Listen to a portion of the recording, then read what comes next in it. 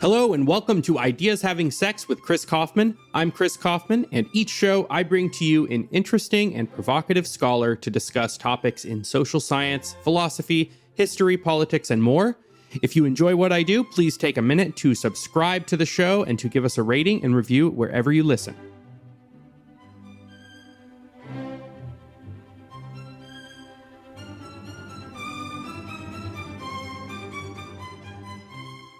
Hey everybody, and welcome to Ideas Having Sex. My guest today is philosopher and Georgetown University professor Jason Brennan. Jason is the author or co-author of many books, including Why Not Capitalism, Markets Without Limits, Against Democracy, In Defense of Openness, and the book we are discussing today, co-authored with Hélène Landemore, Debating Democracy, Do We Need More or Less? Jason, thank you for joining me. Thank you for having me. To start with, this is not a typical book. It's a debate volume. Can you explain broadly the layout of the book and maybe just a brief outline of the positions you and Landemore are taking and arguing about? So in philosophy, it's meant to be a dialogue. Philosophers love to argue. That's all we do for all day. So it's pretty common to have all these books where there's two or perhaps even more authors, each taking contrary positions on some topic.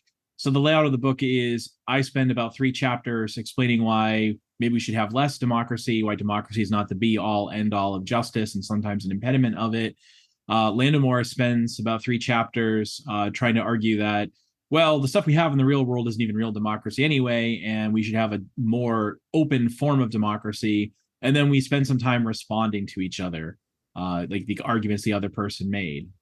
So hopefully what these books do is it shows 2 earnest people taking the debate seriously, pushing contrary positions, responding to one another, showing what a good dialogue could be.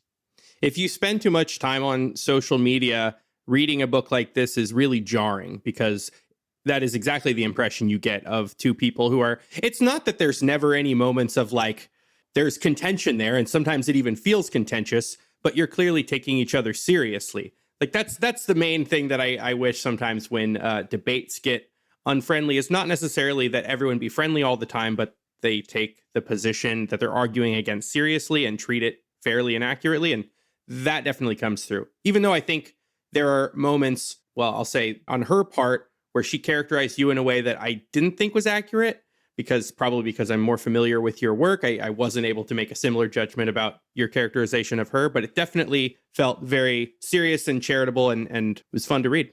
Yeah, great. So how does a debate volume like this work on a practical level? Is there the way there are Oxford style debates when there's some particular structure for how 2 debating partners might go back and forth? Are there standard ways that authors writing a debate volume together might compose their portions? Usually you talk it over ahead of time to make sure that you have something you really are debating, that you're not talking past each other, because you don't have this thing where you're just simply debating the meaning of words in some sort of useless way.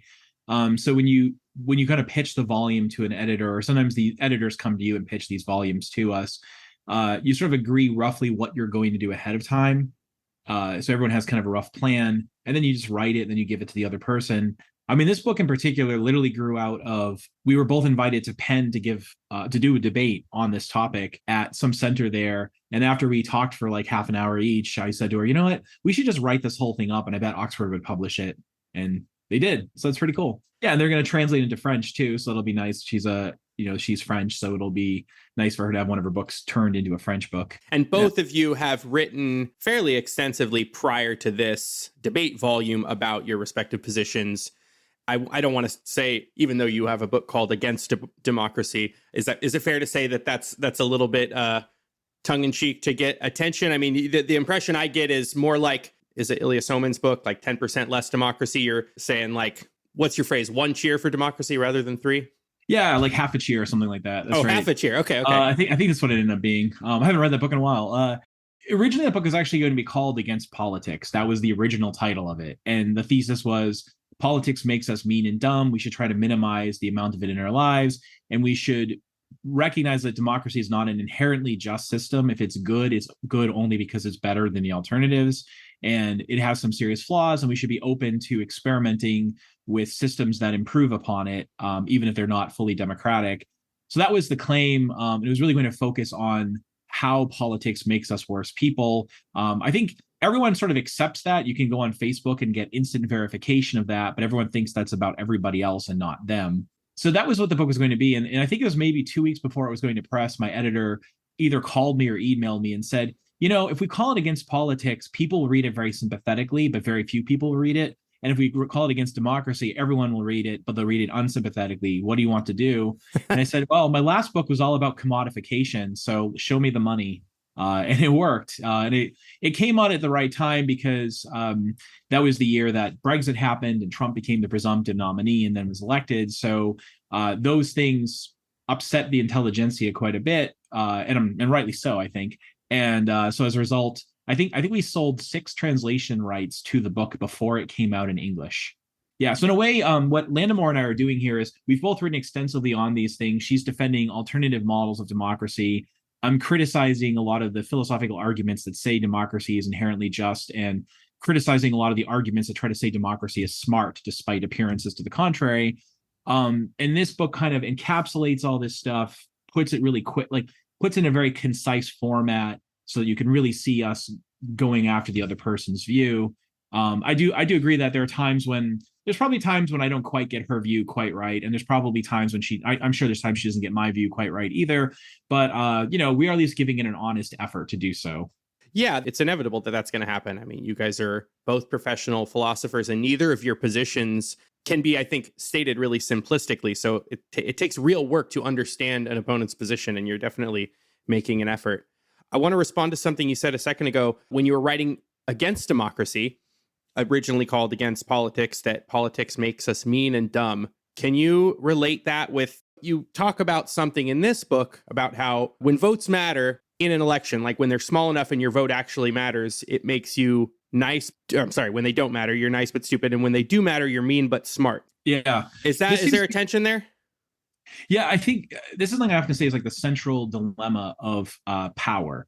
So the problem is something like this. People are not all that great, morally speaking. And I teach classes on this at Georgetown. I teach all these classes on human behavior and dealing with human behavior. And frankly, it's really quite depressing. I think if anything, I think people are a lot worse now 10 years ago now I think people are a lot worse than I did say 10 years ago before I really started studying this stuff. But anyways, what tends to happen with people is this: when you spread power out among the many, individual units of power don't make much of a difference. Your vote has very little efficacy. It's unlikely your vote will ever have any effect on the world, or change anything or change any policy. The result of that is you take away people's incentive to be selfish. Voting selfishly is not a selfish thing. If you want to simply promote your self-interest, you have much better things to do than vote. You can give calculations on this, but a good way of thinking about it is I have a higher chance of dying in a car accident driving around to the voting booth than I do of changing the outcome of the election. If I really want to promote my self-interest, I should stay home and play guitar or do something else. So the result of that is when you spread power out among the many, they tend to vote in symbolic ways. They express their commitment to justice, or it really to kind of impress others with their moral behavior to kind of look good. They tend to be nicer.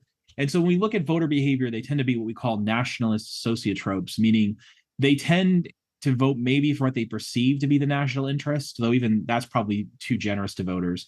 But then they don't pay any attention to what they're doing. They don't know the facts. They don't know what the candidates stand for. They don't know the platforms of the candidates. They don't have the aptitude or the knowledge to evaluate those platforms. They don't know what the candidates have done in the past. They don't know what they promise to do in the future.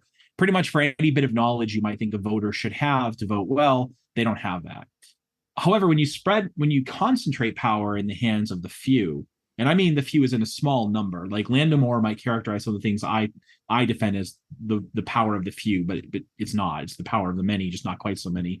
When you put it in the hands of a very small number of people, they suddenly start becoming, now their power matters and they treat it like it matters. But because people tend to be predominantly selfish, they tend to use that power mostly for their self-interest at the expense of others.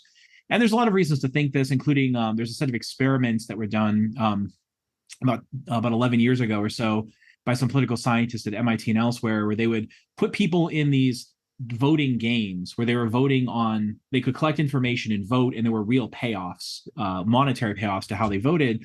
And what they found was when people had something I can't remember the exact number at the top of my head anymore, but it was if you had a 1 in 100 chance of being decisive, people would vote selfishly, but they pay a lot of attention and really carefully calculate how to vote.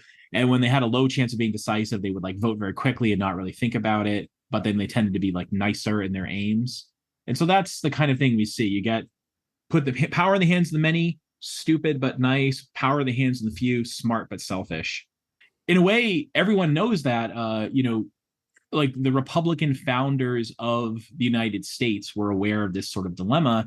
And when they were constructing the Constitution, their goal was in a way to try to split the difference, to try to make the smart, informed people acting on their self-interest serve the less informed people and serve everybody.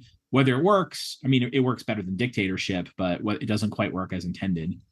So a lot of your view rests, not all, but a lot of your view rests on this kind of literature on basically the deficiencies of voters, and especially like their knowledge deficiencies. Can you say a little bit more about why we think that voters are so deficient in the knowledge that matters, and why does that knowledge matter?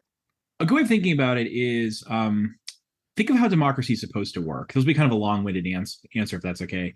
What we teach our kids, like, this one of my kids were taught like one of my kids was taught like last year in like a civics class, is something like this.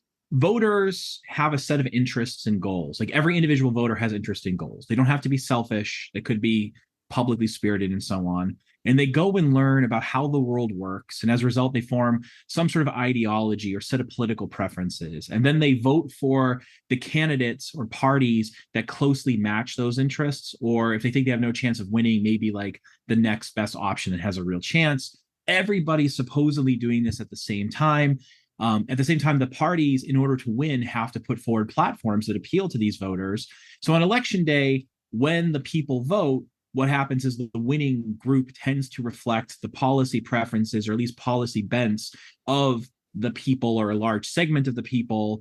And then when they get that power, they try to actually implement that stuff. And if they do a bad job, we pay attention to them and we vote them out 5 years later. So that's sort of the model of democracy most of us are working with. Pretty much every aspect of that is false. It is true that politicians run candidates they think will win, but they're responding to the way voters behave, and voters don't behave that way. What we find is, in fact, most voters have very few political opinions. This is actually a weird thing, because when you poll people and ask them for their opinion about something, they'll give you one on the spot. And sometimes you can get really funny things. Like you might remember a study from a few years ago where they're asking people, should we bomb Agrabah, where Agrabah is the fictional city. I do remember that. In Aladdin, right? Yeah, exactly. They don't like to say, I don't know. So they'll just tell you on the spot. But interestingly, early studies, like the very earliest studies on voter behavior that were done like in the 50s through the early 60s, one of the things they did was ask people their opinions about certain issues and then ask them the same question over and over again over a period of like 6 years. And Converse, this famous guy, Converse, published this stuff. And it turned out that like the correlation between people's political beliefs on these surveys over any given period of time was almost zero. And so there's this really nice book you can read called Neither Liberal Nor Conservative that goes through 75 years of studies like this. And it basically shows that overwhelmingly Americans are politically agnostic. They have very few stable political opinions, very few firm political opinions. They mostly don't really have much in the way of belief. Maybe only about 15 out of 100 Americans, or maybe like a high estimate would be like 20 out of 100, are actually ideological. The rest are pretty much just agnostic. So that's part of it. So they're not even voting on the basis of belief anyway. But then when you look at what they know, again, for 75 years, people have been studying what do Americans know about politics? And the answer is not much, right? So if you in your head come up with a list of the things you think a voter should know to be informed, they probably don't know any of that other than who the president is. People typically don't know who their candidate is. They don't know which party controls Congress. They don't know any of the major bills that have been passed. They don't know how their candidate voted on these things. They don't know the size of the government, what the government spends its money on, what different government leaders have the capacity to do. They're not able to evaluate the policies that they're promoting because they don't have the social scientific knowledge to assess them. So if one candidate says, I want to, have free trade, and the other one says, I want to restrict free trade, they don't know what it would take to evaluate those things. They basically know next to nothing. They don't know like even things that you might think are really easy things, like who did we fight in World War II? They don't know that. In 1964, most Americans didn't know whether the USSR was part of NATO, the alliance created to contain the USSR, et cetera, et cetera. You can just go on and on. And depending on which set of studies you look at, you get something like 35% to maybe 50% of Americans are just political know nothings. They know basically nothing. And then the final thing is like the weird thing about this, though, is that most people vote for the same party every single time, despite all this, despite being agnostic, despite not having real political opinions. There are very few genuinely independent voters. Most people who claim that they're independent are actually what we call closet partisans, meaning they don't want to admit they're Republican or Democrat, but in fact, they always vote for that party or they just stay home. And part of what goes on here, and a really good metaphor for what voter behavior is to think about sports fandom and the psychology of sports fandom. So I'm a sports fan. I'm not bashing sports when I say this, but I'm from the New England area originally. And so growing up, if I'm wearing a Red Sox t-shirt or a Patriots t-shirt or jersey or something like that, and if I know some stats about the players, this sort of signals to other people in New England that I'm one of them. It shows that I care about them, that I'm a loyal member of the community. And the more I root for the team, the more loyal I am, and the more I get social benefits. The stupider I am about how I root for them, the more benefits I get. So think about imagine 6 years ago, Tom Brady throws a pass and our player, he drops it or something. And there's another player nearby from some rival team. And I'm like, oh, it's pass interference. And you guys watching this can tell that it's not pass interference, but you're also fans of the Patriots. And I'm like, oh, the ref's blind. Clearly it's pass interference. The weird thing is, even though I'm being stupid, you're like, well, Jay, he's a really good guy. He's really loyal to us because he always thinks that it's unfair to the Patriots. So you actually get this weird social benefit for being stupid when it comes to sports. This the kind of more team oriented you are to the point of rejecting reality, the more you get rewarded. This kind of thing seems to be going on with politics as well. A lot of voter behavior is just signaling to other members of your tribe, of your ethnic group or your identity group, that you're a loyal member of the team. And voting and even expressing political opinions is largely like waving the Steelers' terrible towel. A really good example of this is, if you do, I'm in my downstairs, and if you walk out this door and go out the front door or something like that, and walk around my neighborhood, you'll see all these signs up that say things like, in this house, we believe no human is illegal. None of them believe that. They actually do believe humans are illegal. I think humans are legal because I'm just asking the laws. I'm actually an open borders advocate. I think everyone should be allowed to move everywhere. There's one other person in the neighborhood who thinks that. So there's two of us who have this econ background who think this. My neighbors are all in favor of vastly restricted borders. They want it to be the kind of thing where 99.9% of the world is not allowed to move here. They want restrictions. So they don't actually believe no human is illegal. But the weird thing is, you put up these signs that say no human is illegal, in which you don't believe, in order to impress other people who also don't believe that. Because it's the kind of thing that someone from their tribe would obviously say. Someone from the other tribe, from the red tribe, would not say that. Yeah, exactly. It's not even, and they themselves don't even believe it. The red tribe, the blue tribe, like the red tribe, is in favor of nearly completely restricted borders, just slightly less restricted. 10% less restrictive. Yeah, not maybe, even. I wish they were. If they were, I would love them. I'd be like, they're amazing. That would be enough for me to be really loyal to them. No, it's 99.5% versus 99.3%. That's the thing. So they're saying the purpose of that sign is basically to say F you Republicans, right? But it's weird. It'd be like we were in a society full of avowed atheists where everyone knows everyone else is an atheist, but we're putting up signs that say Christ is king. Right. It's this weird display thing that somehow shows loyalty to the group, but they don't even, in this case, we know they don't even believe it. This is true of almost all the other stuff that they say. And the other weird thing that happens, and a really good book to read on this to get the evidence for this, is called Democracy for Realists by Christopher Aiken and Larry Bartels. Sometimes people do have beliefs that match their party, but it's much more common for it to be the reason you are pro-gun control is that you're a Democrat than it is to be the other way, which is you vote Democrat because you're pro-gun control. So what happens is a fairly decent segment of the society learns what their party stands for and just copies it. And when their party changes, they change. And they don't even know they change. We can survey them and get this. We're like, we surveyed you 3 months ago and you said you were pro-free trade and now you're pro-protectionism. What changed? And their answer is, that didn't change. I've always thought that. And if that seems weird, think to the sports analogy. At the Lansdowne pub right next to Fenway Park, there's a guy named Jimmy. And if you go up to Jimmy and ask him 6 years ago, what do you think about Tom Brady? Jimmy's like, he's the greatest ever. But now that Tom Brady doesn't play for us anymore, Jimmy earnestly and mistakenly says, I always thought he was a little bit overrated. I like the sports analogy of insisting on a bad call by a ref and how actually the stupider what you say is, the more credit you get because it's a credible signal that you are on the right team. If you are just honestly acknowledging a bad play when there was obviously a bad play, it doesn't signal anything. Scott Alexander has a long essay about this too, about how cases in the news, whether it's of like police brutality or something egregious happening in public schools, they only make good cases for partisan culture war type feuds if they're kind of silly and only a partisan would get on one side or the other. Because if you don't prove that you're a Republican by being against murder, you don't prove that you're a Democrat by being, in favor of kindness. You prove these things in other ways that are not all stupid, but the stupid things show your loyalty. You can't fix stupid in politics because stupid is the point. So you're going over these ways that voters are deficient in their knowledge and deficient in the way they form beliefs. In what ways does knowledge affect policy preferences? In a way, they don't really have many. I mean, that's kind of the problem. If anything, in Against Democracy, I was too nice to voters because I was saying like they might form deficient policy preferences and they vote for people for bad reasons who like advocate bad policy.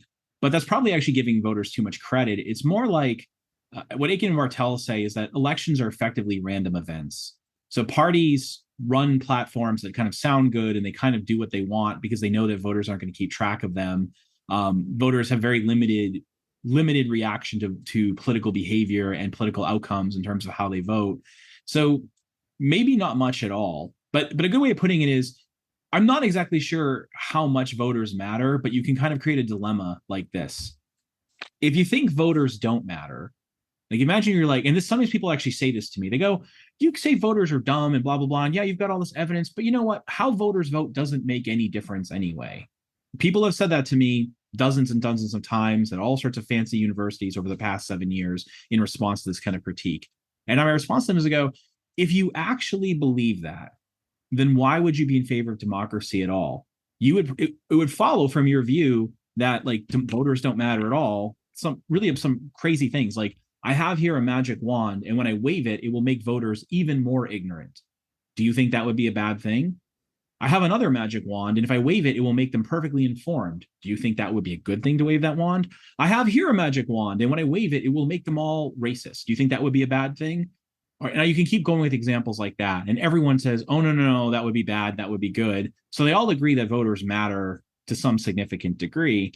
But then once you admit that, then you have to say, well, whatever influence they're having appears to be a pernicious one. It is true that voter influence is attenuated by many things. They elect representatives. Representatives don't just simply do what the voters want. And also a large part of what the voters say they want is just simply what the representatives say. It's true that we have, in most states, you have basically every modern government, you have a bureaucratic machinery that's largely independent of the legislature itself and kind of survives and does what it wants without much input from them. So it just comes down to there's a really good empirical question of just how much voters matter. But if they matter at all, this should be worrisome. And if they don't matter at all, then why would you care about democracy anyway? Is there an equivocation there at all between saying what voters do don't matter and what, a voter doesn't matter? Like my vote doesn't matter versus voters do matter. Meaning like if you wave the wand to make me stupider or smarter, I mean, it might improve or be a detriment to my life, but it doesn't matter to the electoral outcome. But if you wave it for everyone and the average intelligence goes up, I mean, does that distinction matter? Well, that's what when I'm asking about waving the wand, that's what I have in mind. Like, I'm changing the group as a whole, because again, individuals don't matter. But there's something like this, which I think is important. And this is a way that you might try to resist some of my arguments. And this is what Landemore tries to do too. Sometimes people might argue that under certain circumstances, the group as a whole is smart, even though perhaps none of the individuals in that group are smart. The group might behave as if it's informed despite not being informed. It might behave intelligently despite not being intelligent. So there's some real examples of this. Like I have in my hands here, the classic example of a number 2 pencil. And there's a very famous old essay called I Pencil that gives a biography of a number two pencil. And the upshot of this, which is literally true, like when I'm about to say, if people haven't read this before, they're going to think I'm exaggerating, but I'm not. The upshot of this is a very simple object. Literally no one on earth knows how to make this. Literally no one on earth, the greatest engineer we have, if you put them on another planet like Earth and gave them 80 years and gave them food and water and some basic shelter, would be able to recreate this thing in that 80 years of life. Like, such a complex object.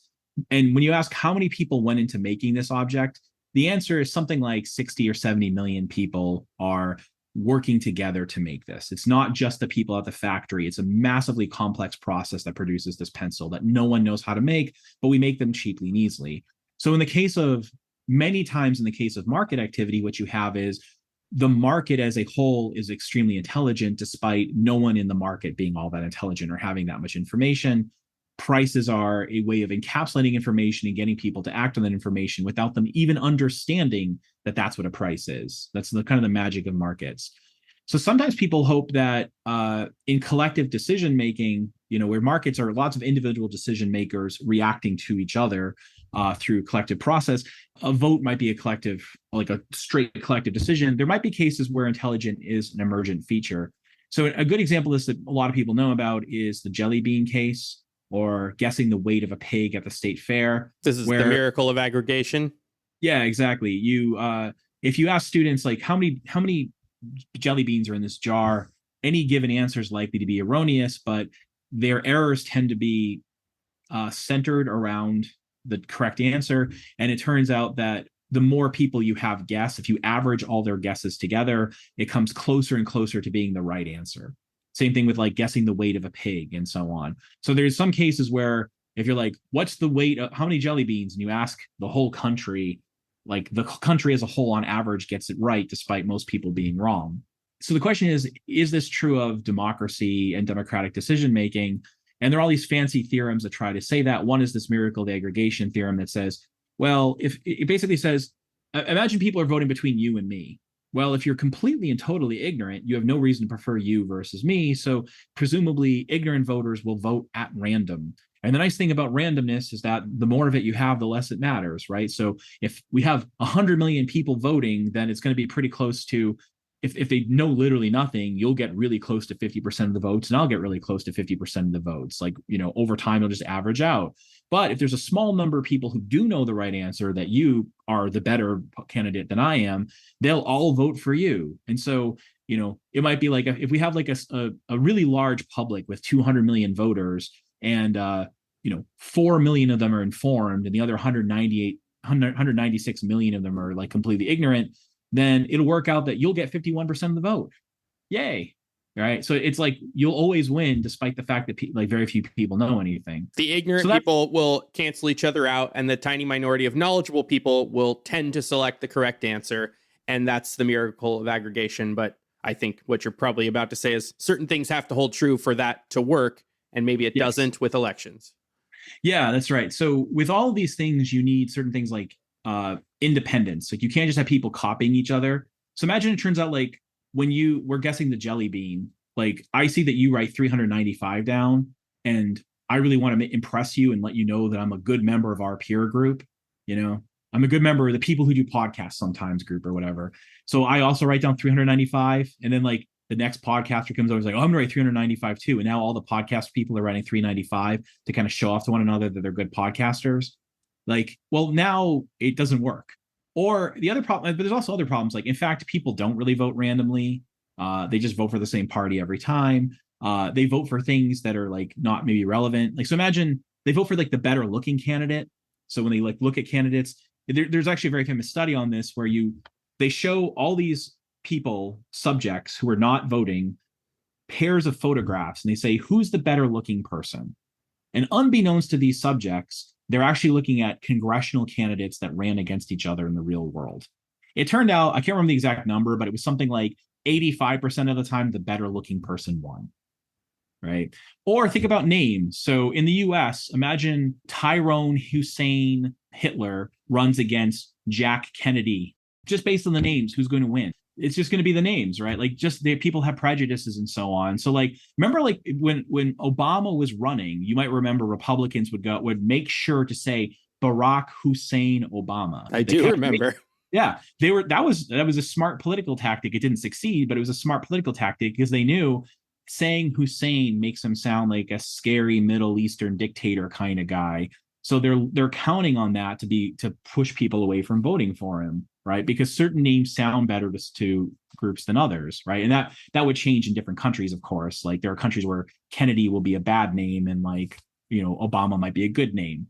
So there are all these things that prevent people from actually voting randomly, like the theorem requires. It just turns out, empirically speaking, to be false that people do that. They do it with regard to jelly beans. They do it with regard to guessing the weight of pigs at state fairs. They don't do that with politics. It's just wrong, right? And then there are other more sophisticated theorems that try to say similar things. So there's something called Condorcet's jury theorem. What it basically models voters as is almost like a weighted coin. So imagine I have a coin that's weighted 51% towards heads, right? Well, and suppose heads is the right answer. Well, if I flip it, one time, you have a pretty good chance of getting tails. If I flip it two times, you still have a pretty good chance of getting tails, having tails be the dominant number of flips. But if I flip it a trillion times, of course, heads is going to win. It'd be a statistical miracle for tails to win under that circumstance. So the thought is if voters are just slightly more likely than not to get the right answer, then the more of them who vote, the more likely it is it becomes almost certain that democracy will get the right answer. Though the dark side of this theorem is if voters are slightly less likely than chance to get the right answer, if they're more likely to get the wrong answer, then it becomes a statistical certainty that they'll pick the worst candidate. But once again, first of all, this model, it's modeling voters as if they're independent coin flips. It's an instance of what's called the binomial model of voting behavior. Just as an aside, as a technical point, people will sometimes go, we know these binomial models are wrong because if they were correct, elections would never be as close as they are. They say that, and one person published a paper saying that in response to me when I used that as a dummy example one time. But these very same people will then use Condorcet's jury theorem, which they can't because they say binomial models are wrong. Okay, away from the technical stuff, back to the main point. This thing can't be, it's not true because with coin flips, your last coin flip has no effect on your future coin flip. It's not like because the last coin flip was tails, the next coin flip is more likely to be tails or less likely to be tails. They're independent. In fact, with voters, we know they're just following each other. They copy what the other person does.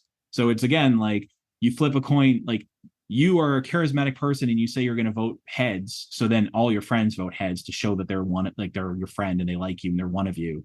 So the model just, again, has nothing. It's mathematically speaking, it's perfectly sound. It just doesn't apply to actual voting behavior with regard to politics. It doesn't even apply to juries for similar reasons. Absolutely. It doesn't apply even to juries. That's right. It would apply. You'd have to have a simple situation in which the juries like literally don't see the other jurors or know anything about them and they don't deliberate with one another. Ever since I learned about the Condorcet jury theorem, I always wondered why, like, are there any justice systems that have juries deliberate separately or in independent groups of two or something like that so that they're more genuinely independent of each other? Even if they did that, it probably wouldn't be enough because there's still just going to be things like walking in, you have biases towards certain kinds of outcomes based upon your politics and things like that. So suppose it's like a police officer who's been charged with excessive violence. Well, if you're a Republican, you're going to be disposed to not charging him. If you're like a libertarian, you're going to be disposed to vote in favor of it. So you already have these things that will prevent independence, even if you literally don't let people deliberate. And so finally, the most sophisticated one is the one that Landemore spends a lot of time, really tries to ground her theory on. It's often called the Hong-Page theorem. And the basic claim in this theorem is that when you're trying to increase the intelligence of a group, there's two ways of doing that. One is if you make everybody in the group more reliable, the group as a whole becomes smarter. If you take a group where every individual has a 51% chance of getting the truth and wave your magic wand and make it so now they each have a 53% chance of getting the truth. Now the group as a whole is smarter and is more likely to get the right answer. But another way to increase the power of the group is to increase cognitive diversity within the group. And the idea is something like if they're sophisticated and they have different mental models of the world, we can learn from one another. Imagine it's like a corporation's has had some sort of problem. And one corporation, one instance of this, just has 15 really smart engineers work on the problem. but another corporation has 3 engineers and 2 marketing professionals and 2 ethicists and 2 lawyers and 2 management theorists and 2 sociologists and however other people I need to like get it up to 15. I've lost track. You might think maybe the second group would do better than the first group because they're going to know stuff that the other group doesn't know, and like they can learn from one another. So that seems pretty plausible. However, once again, there's some problems with this theorem. I kind of go through it pretty carefully in the book, and I say if you actually look at the proof of the theorem, it ends up being pretty close to trivial. It comes pretty close to just assuming what it means to prove. And I guess I don't think we'll go through like the technical stuff here. But the other thing is, even if you accept that it applies in certain circumstances, it's very rigoristic. It requires things like you and I, all the people deliberating genuinely agree on what the problem is. We have the same value function. That means we agree on what counts as a solution. So if you and I have different values when it comes to this, it doesn't work. We listen to one another. We each have genuinely sophisticated ways of seeing the world, and we can see the problems in other people's like attempts to solve the problem. And when one person comes up with a new attempt to solve the problem, the rest of us listen, et cetera, et cetera. It has all these very demanding things for it to apply. And once again, when you look at actual voter behavior, they're just not doing that. It has really very little to do with like elections anyway. It at best would work for things like, the example I started with, like you have a corporation has a problem and it gets 15 people with different kinds of expertise to try to work together to solve the problem rather than 15 people with the same expertise. That's where it probably works. But it has really very little to do with like democracy, where people aren't very well informed, they're not sophisticated, they don't listen to one another, they actively make sure they don't listen to one another and try not to learn from each other because that's how you signal loyalty, et cetera, et cetera. So I want to hear about your reactions to deliberative democracy and the idea of deliberation. But first, can you just say, this is a book about democracy, what working definition are you and Landemore going with when you're talking about democracy? Good question. I come from it's weird. Landemore and I were at Brown at the same time for a while, and there's sort of like the Brown view of democracy, but she didn't really adopt that view, and I did. So people sometimes use democracy in a more constrained and a less constrained way. And a good way of thinking about it is when people say, "Oh, judicial review isn't really democratic." That's like a very constrained view of what democracy is. I'm going to follow people like David Esland and Tom Cristiano and a few other philosophers and have like a very open idea of what democracy is. Democracy is a political system in which at some very fundamental level or basic level, political power is distributed pretty close to equally, right? And even on that definition, no actual country is really truly democratic. They're just some are closer to it than others. And for me, then, whether you have deliberation or voting or whether in what they vote on, the form of government, and whether you have many elections or few or referenda or not, or devolved powers or federalism or not, or a strong central government or 1 or 2 parts of Congress or judicial review or not, or written constitution or not, these to me are just different forms of democracy. And the question is, which is the better one? So sometimes what happens though is when you criticize the actual governments in the world, like I do, and say, these things that I'm calling forms of democracy as we see them aren't very good, people say, well, that's not real democracy. It's kind of like I start the book even by saying, like, think about socialism and how people say, well, the USSR and China and Cambodia and Cuba, that's not real socialism, right? And real socialism always turns out to be this sort of imaginary thing. Real socialism is people jointly own the means of production and behave exactly the way that I, the theorist, want them to behave in my head. And since no people ever actually do that, therefore we never have real socialism. Real socialism turns out only to be an imaginary thing. Slight tangent. Have you looked at Christian Niemitz's book, Socialism, the Failed Idea That Never Dies? I haven't. He documents pretty nicely that that wasn't real socialism argument is almost always disingenuous because it always was real socialism just until the point when it wasn't. Yeah. Even though I haven't read that book, I've heard that point before. It's right. The person takes over the friendly dictator, and it's in Venezuela, and it's real socialism working wonderfully. And then a year and a half in, when it's clearly not working, it turns out he's actually a fascist or something. Right? And he always was. And we never said anything. I always hated Tom Brady. Yeah, that's right. It's the same deal. Yeah, so people do that with democracy too, where they're like, no, real democracy is... And then they give like a very rigoristic and strict definition of how people have to behave and how they have to deliberate and how they have to react. And that's what they mean by democracy. I just think of that as a form of democracy, and it's a question of whether we can actually get it.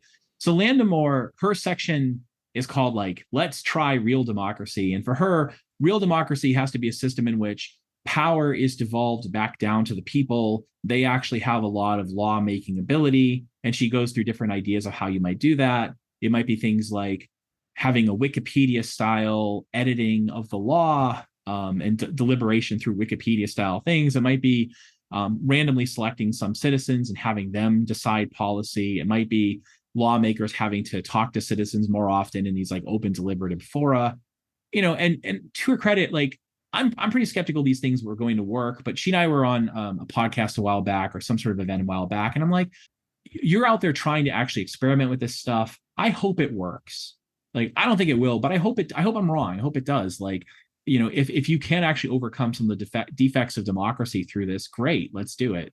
But my worry about it is I think the evidence for working is just fairly flimsy. And this weird thing happens where, like, I've sometimes been accused of cherry picking studies, and I won't name the person who did this. That might imitate his voice a little bit. You can tell me like, after we're done recording. Yeah, but he was like, I really think, Jay, that you're kind of cherry picking studies. And the reason is because, sure, you cited 95 studies that all did this experiment and got the result of X, but I can name one study that got the result Y, and I think that's probably really the one that did it the best. And I'm like, oh, so by cherry picking, you mean summarizing what the field says. It really is like, the weird thing about deliberative democracy is a lot of it's just pure theory. And then when you run experiments in laboratories where very little is at stake, you typically don't get very good results. And these are experiments that are being done by people that want the result to be positive, right? And then when you try like doing it on a field case, like you get weaker and weaker results.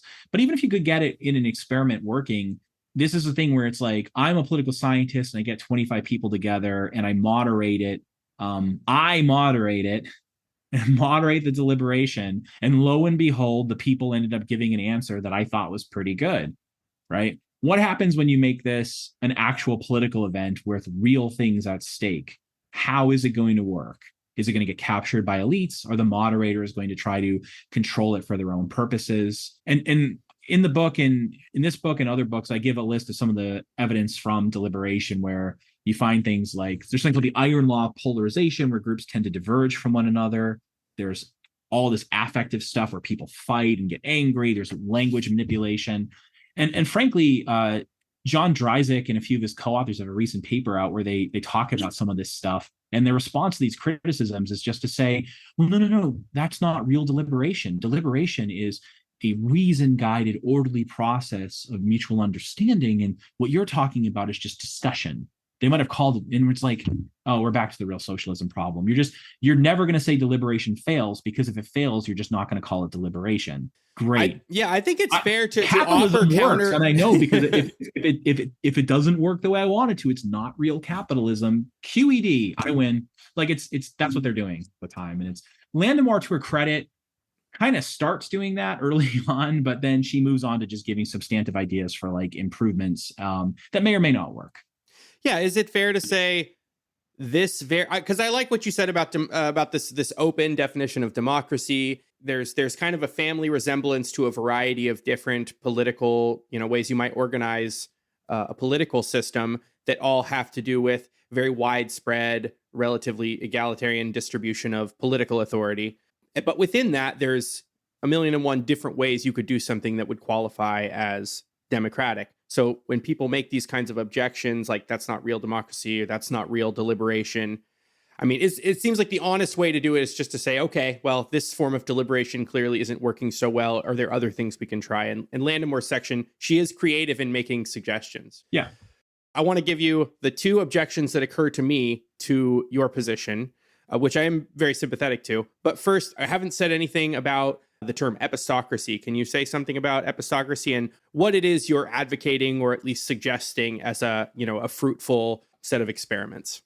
Overall, I have this view that like everyone who exercises power over others, or at least power that matters, not power like choosing the flag color, choosing the national anthem, or kind of trivial things, but power where like something is really at stake, things that are a matter of justice, that they owe it to those people to act competently and to act in good faith. And I have this argument for that conclusion. Suppose I'm right about that. I haven't given the argument. This doesn't tell us what to do. It tells us to do something when groups are incompetent or aren't acting in good faith. So there's a bunch of things we might do. One is perhaps modifying the timing of government, like slowing down or speeding up the process might make it more competent. It might be changing the size of government in terms of like the number of people working within a particular that are part of the same government. So maybe like there's an optimal size to a country, and maybe it's like not good to have 1 million people and not good to have 300 million. Maybe you want to have like 15 million or something. Maybe that improves competence. It could mean changing what's called the scope of government, meaning what does government actually control? So like here's an argument in favor, like governments are not competent to set prices, therefore they shouldn't be allowed to. It's a very common argument in economics, right? Like it's just you like if they could set prices competently, maybe they'd be allowed to, but they can't, so therefore we shouldn't let them. Maybe that applies to other things. Maybe government shouldn't have power over certain things because it's not competent to make those decisions.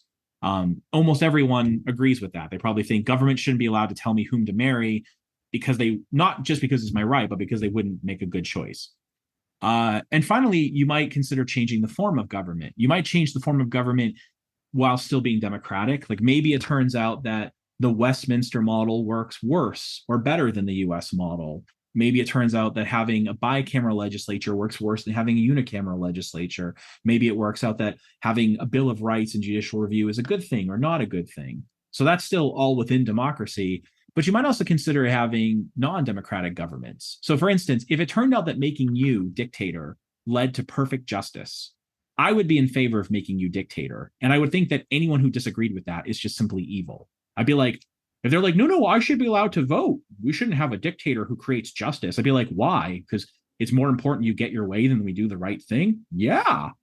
Oh, so you're an evil person? Yeah. I mean, like that's obviously the reason we don't have dictators is because they don't actually work. I think that's a big part of it.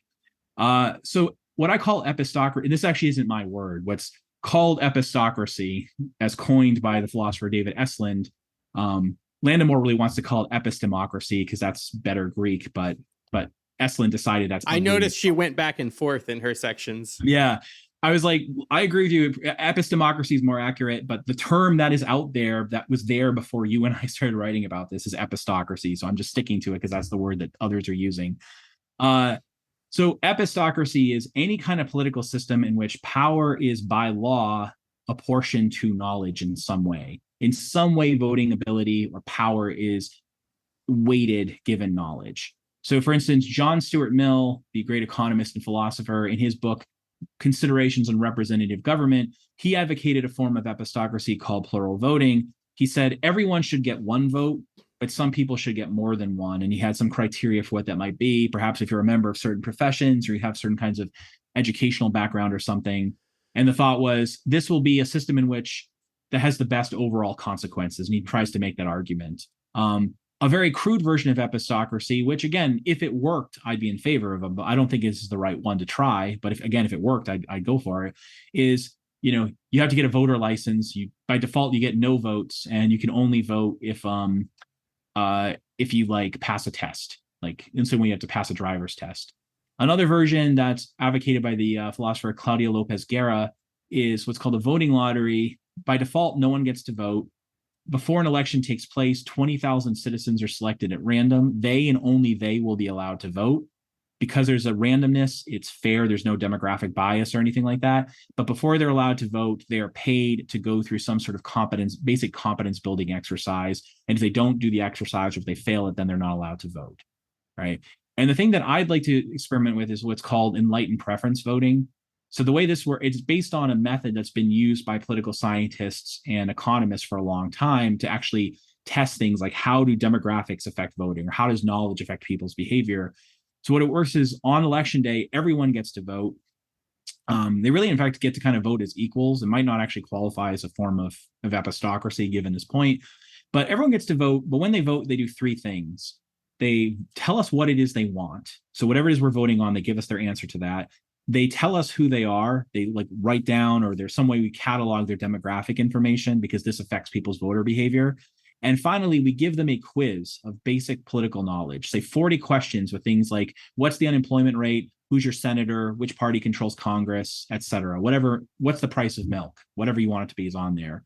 When you get these three bits of information, you can then statistically simulate what would a public that is demographically identical to the actual public, have voted for had it gotten a perfect score on that quiz, right? We can simulate the actual public probably will get like a 13 out of 40 on that quiz. But what if an otherwise identical public with exactly the same people in it, same income level, same race, same gender, same whatever, religion, and so on, had gotten a 40 on the quiz? How would they have voted? So this method allows you to estimate that. It's not guaranteed there'll be convergence. It could turn out that they don't converge on anything. And so I think we should try that. Technically, this might be a form of democracy because it's not like you get excluded based upon how well you do on the quiz. It's not like you get 6.7 votes and I get 2.4 and she gets 6.9 and that person gets 15.8. It just is like we all are kind of equal inputs into the statistical black box that then simulates an enlightened public. In theory, it's like a cheaper and easier way to do what the alleged purpose of public education is supposed to be, to find the answer to what would a citizenry of well-educated and responsible citizens want. Yeah, and exactly. But you don't have to educate everyone. Yeah, and you can't. I mean, education doesn't work. It's one of the real bummers about this literature. I like to tell my students about this. So I think Ilya Somin has this in his book. It works out like in the Pew poll of knowledge that going from having a high school diploma to having a bachelor's degree predicts you'll get something like one extra question right on the quiz. Education has very little independent effect on voter knowledge. It is true that educated people are more knowledgeable than non-educated people, but it's not the education doing the trick. It's all the stuff that comes with education that makes them. That's not the education. We were very bad at making people knowledgeable. And I recommend Brian Kaplan's book, The Case Against Education, to hear more about that argument. Yeah. So exactly. It's like a way of estimating or like getting the smart, informed public without actually making them smart and informed. And this is a method that's been used for decades by economists, sociologists, political scientists of all different ideological stripes to test things like, how does knowledge affect people's voter preferences? How does demographics affect it? Like one time I was giving a talk at Wellesley one time, and it was like kind of a crash course on econ stuff to like non-econ students. And we were talking about the economics of immigration and trade. And a student raised her hand and said, well, you're like a rich white guy. And that's like why you think this, right? I mean, a lot of economists are rich. A lot of economists are either white or Asian. A lot of them are male. So maybe the reason that they're in favor of free trade is because they're rich, white/Asian men, right? So I think she thought it would piss me off, and it didn't. I went, that is an interesting and important social scientific hypothesis, but we can test it. The way we would test it is by using an enlightened preference method where we can see, like, how does race affect people's views about trade while controlling for these other variables? How does knowledge affect their views on trade, controlling for other variables? How does getting a PhD in economics control their views on trade, controlling for other variables? In fact, people have done studies on this. There's actually a lot of tests, including, like you mentioned, Brian Kaplan. He does stuff like this in his book. And it works out that actually income is negatively correlated with support for free trade. These racial things are actually negatively correlated, and maleness is negatively correlated, or maybe it was neutral.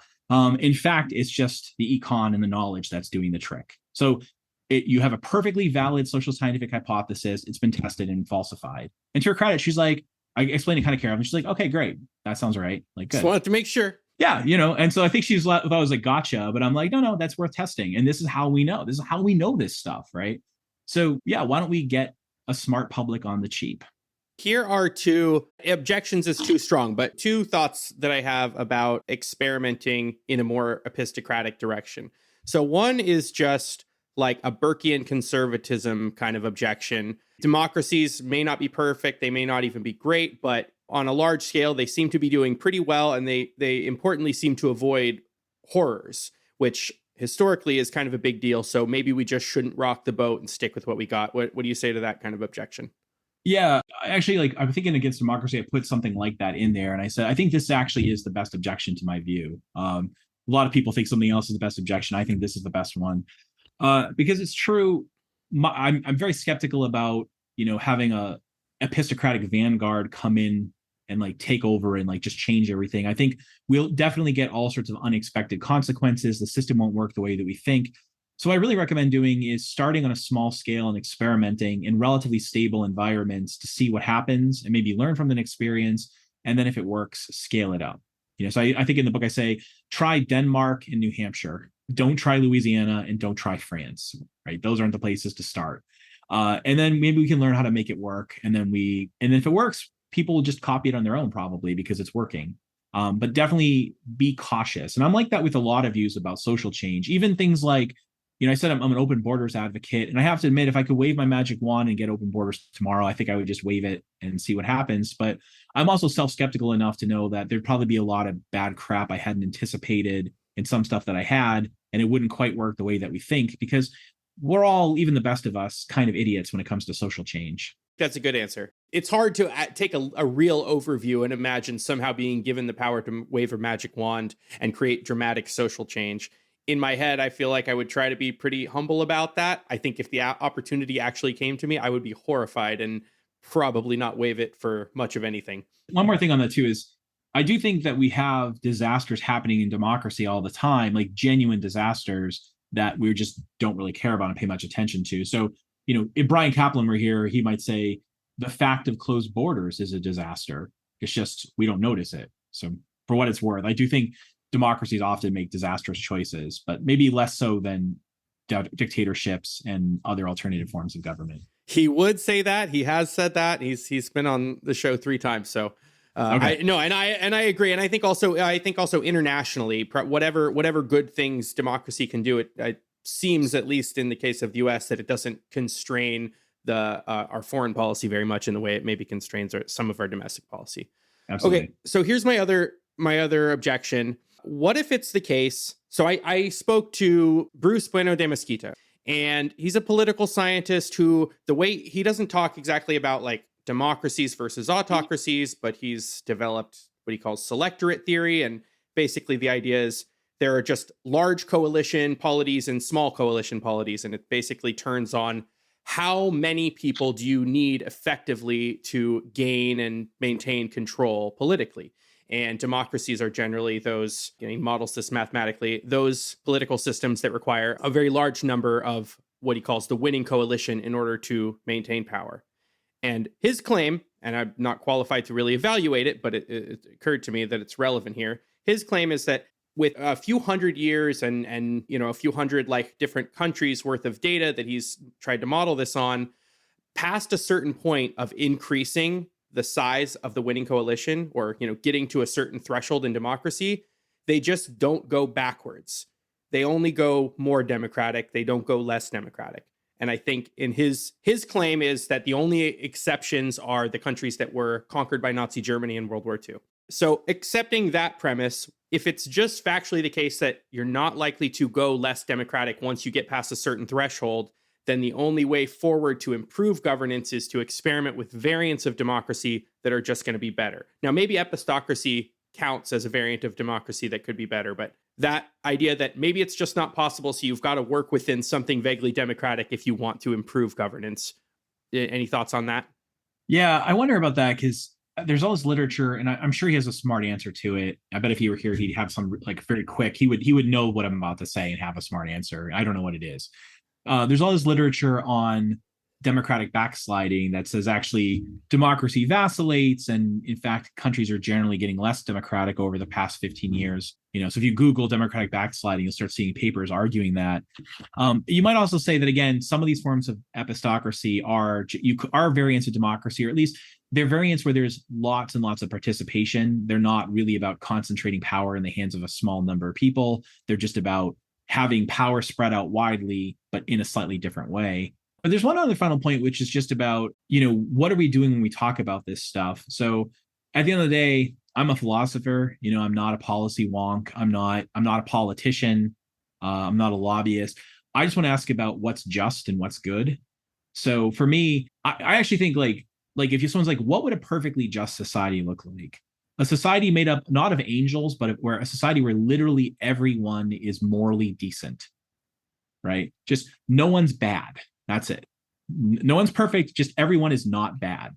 I think that would clearly be an anarchist society. And I don't mean some sort of Rothbardian capitalist anarchism of the form where like there's private protection agencies that we pay to protect us. I mean utopian anarchism where there's literally not even enforcement mechanisms. Because I think a lot of the institutions we have in politics exist as a response to depravity, right? So it's like asking what kind of criminal justice system we have if everyone were decent? None. We wouldn't need it. What kind of military we have if everyone were decent? None. We wouldn't need it. What kind of lock would you have on your door if everyone were decent? You wouldn't bother have one because no one will rob you. You would only really need like institutions to manage like honest misunderstandings if you're just talking about people who are decent rather than depraved. Yeah. And if I know everyone's decent, that means whenever you disagree with me, I know it's just an honest misunderstanding. I don't want to fight you. We just figure it out. We'd rather flip a coin and live with the results of that than fight. That's our view because we know you're decent, you know I'm decent, etc. So a lot of our institutions exist as a response to depravity. And I go, that's what justice requires. Decency requires that. It requires a kind of cooperative anarchism. Is utopian. If someone's like, but that's never going to happen. I'm like, oh no, I totally agree with you. I just taught a class for a semester about how crappy people are. I totally agree. It's not going to happen. But nevertheless, that's what is right. It's the right thing. So even with this case, I don't even think I think democracy is like that too. Democracy is like a criminal court. Like if we were good, we wouldn't have it. Epistocracy, if we were good, we wouldn't have it. But nevertheless, for me, it's like asking, why do we have these things? Is it really a just thing? What's the reason for it? Is there something that's better? And if it turns out it's better, but we won't do it because we don't want to, well, that's a bummer, but we still should know that that's the case. Imagine you say, Russia is a bad government. And I go, guess what? I have God here, and God, as you know, is the perfect consummate social scientist, and God has written down proof that Russia will never change. What's the point of saying Russia's bad? You're like, well, okay, I'm not going to change Russia, but it's still interesting that it's bad, right? And God would be like, yeah, that's right.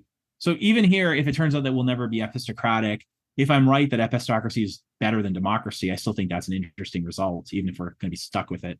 No, I think that's true. That's definitely a good point. I think my view of like the value of democracy, because I'm not in love with it. I like your point where you compare reasons for favoring democracy as being like, you like it for instrumental reasons, for symbolic reasons, or like for inherent reasons, and you're interested in democracy for instrumental reasons. Does it actually deliver the goods? Whatever counts as good results. Is democracy good at giving good results? And my view of democracy is that it seems like one possible and very popular, relatively successful way among many of constraining political power, which that's predictable as a libertarian that would be my interest in democracy. And there are ways that it maybe doesn't do that so well. And there are probably ways of going more democratic that would do that better, like requiring supermajorities or, having chambers that are empowered only to repeal laws or mandatory sunset provisions, things like that. But those are the things that I think I enjoy about democracy, but I could be wrong about all of them. Do you have any recommendations beyond the ones you've given? You've mentioned, I'm going to include in the show notes a link to the iPencil essay, the books Democracy for Realists, Neither Liberal Nor Conservative. Do you want to mention anything else you might recommend as a good supplement or something that would complement this work nicely? Great. Two things. One is Liliana Mason has a really good book called Uncivil Agreement. And it's all about more evidence of the kind of stuff I'm talking about why people join parties despite not really believing them and what's really going on in their heads. And finally, I'm not usually one to plug my own stuff, not because I'm modest or something, but I don't know, I find it distasteful or something. I'm too arrogant to plug my own stuff typically, but someone else should do it. Yeah, but I have a cool book coming out in March called Democracy: A Guided Tour with Oxford, and it's like look through the history of thought about democracy, about why it might be good. Is written as a for and against book among all the various important thinkers of the past, including recent people of the past 70 years. Are you co-authoring it, or is it just you? No, it's just I'm just reporting what people have said. It's really an intellectual history where I look at 5 major values that people might think democracy are important, and arguments for and against democracy on behalf of those values, including stability, the virtue of citizenry, the wisdom of the group, liberty, and finally equality. And so it's written as a pair of chapters. Here's all the most important arguments in favor of democracy from the standpoint of the value of stability. Here's arguments that are skeptical of that or against democracy from that value, and then move on to virtue, same thing. And I feel like if you read that, you'll quickly learn a lot of what philosophers have thought, but you'll also learn very quickly a lot about what sociologists, economists, historians, and economists have shown in the past 70 years as well. So you can learn a ton of democratic theory very quickly with this new book. I'm pretty happy with it. I'm writing this as a person who generally doesn't like intellectual history for its own sake. So I basically wrote this as a book of intellectual history for people who don't care about intellectual history. Well, my next question was, do you have any upcoming projects? So you've answered that. Do you have a rough idea of the release date? I think it's March 21st, in a bookstore near you. Perfect. Okay. There's a pre-order link on Amazon. I'll write something in the show notes so people are aware that this is coming out. That's Democracy, a Guided Tour, right? Yeah. And where can people find you if they want to keep up with your work? Frankly, I don't do a lot of public stuff anymore. I'm not on Twitter. I barely ever blog. I've noticed. I'm just in the shadows now, where I belong, doing dark things. But I mean, read journals and read, you'll see me out there. You're just doing pointless things like publishing books and articles. You're not doing the important stuff on Twitter. I'm something of a pugnacious person, so I was on Twitter for 2 weeks and I said, this is not going to be good for my mental health. Do you feel like it brought out the worst in you? No, I really held myself back from like fighting with people, but I feel like it would eventually bring out the worst in me. So I didn't do it. I got off. Yeah. I think there was one incident where somebody like had organized, I mean, it was clearly an organized mob, like, hey, let's all mob Jay Brennan at this one time for this evil thing that he said. And I don't mind that, because when you write a book saying like you think almost all people are stupid, when a bunch of stupid people come after you, you're just like, they're stupid, who cares, right? But I'm like, this is not going to be a good situation. And there are people who do Twitter really well, but I see a lot of my friends either fighting with people or worse, becoming kind of sycophants to people that hate them, which is an even worse thing maybe. So I'm not going to do either of those things. I've taken the temptation away by not being on Twitter, by not doing a lot of like social media type stuff. You're a good man. I'm not a big name, so I don't have anyone like coming after me, but I do see those temptations and also the temptation to see other people in a poorer light than you otherwise would. There might be bad people, but you see the worst of people. And for what it's worth, I try to Robin Hanson is my Twitter role model. I think the way he behaves on Twitter is probably as close to how I would like to behave. Yeah. All right. Well, my guest once again has been philosopher and Georgetown University professor Jason Brennan, and his book, once again co-authored with Hélène Landemore, is Debating Democracy. Do we need more or less? Jason, thank you for joining me on Ideas Having Sex. Thanks for having me. Thank you for listening to Ideas Having Sex, where we have stimulating conversations on social science, philosophy, history, politics, and more. If you're a fan of what I do, please take a minute to subscribe to the show and to give us a rating and review wherever you listen. I'm Chris Kaufman. Thanks for listening.